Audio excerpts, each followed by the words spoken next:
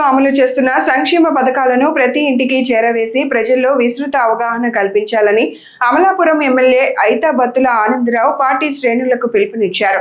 Doctor BR Ambedkar Konaseema జిల్లా అమలాపురంలో ఉమ్మడి తూర్పు గోదావరి జిల్లాల DCMS చైర్మన్ పెచ్చెట్టి చంద్రమౌళి ఆధ్వర్యంలో నిర్వహించిన మండల స్థాయి సమావేశంలో ఎమ్మెల్యే ఆనందరావుతో పాటు పరిశీలకురాలు వనమాడి సుస్మిత, అల్లాడ సోంబాబు, అధికారి జయలక్ష్మి పాల్గొన్నారు. అనంతరం డోర్ టు డోర్ కార్యక్రమంలో భాగంగా ప్రజలను కలిసి ప్రభుత్వ సంక్షేమ కార్యక్రమాలను వివరించారు. సందర్భంగా ఎమ్మెల్యే ఆనందరావు మాట్లాడుతూ ప్రజా సంక్షేమానికి కట్టుబడి పనిచేస్తున్న ముఖ్యమంత్రి చంద్రబాబు నాయుడు, ఉప ముఖ్యమంత్రి పవన్ కళ్యాణ్ నాయకత్వంలో రాష్ట్రం అభివృద్ధి దిశగా ముందుకు సాగుతోందని అన్నారు.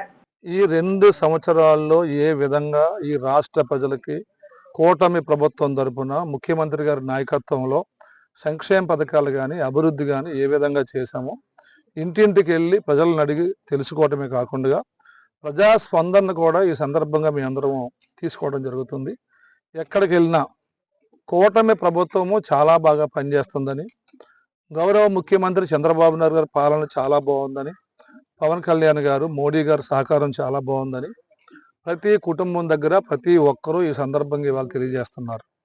అందుకే వైసీపీ ప్రభుత్వం ఉన్నప్పుడు ఎలాంటి అభివృద్ధి చేయకుండా, ఒక DSC కూడా ఇవ్వకుండా, ఒక్క టీచర్ పోస్ట్ కూడా భర్తీ చేయకుండా నిరుద్యోగ యువతని నిలువెల్లా మోసం చేసిన జగన్మోహన్ రెడ్డి ఈరోజు సిగ్గు ఎగ్గు లేకుండా DSC మీద అపవాదులు వేస్తూ, DSCలో ఎంపిక చేయబడ్డటువంటి అభ్యర్థులని శీలాన్ని శంకిస్తూ వాళ్ళు అడ్డమార్గంలో ఉద్యోగాలు ఎంచుకున్నారని, వాళ్ళ చదువు మార్కులు రాలేదని రకరకాల నిందలేస్తూ ఉద్యోగస్తుల్ని, ఉద్యోగ యువతని అవమానపరుస్తూ వైసీపీ ఒక అబద్ధ ప్రచారాన్ని ప్రారంభించింది.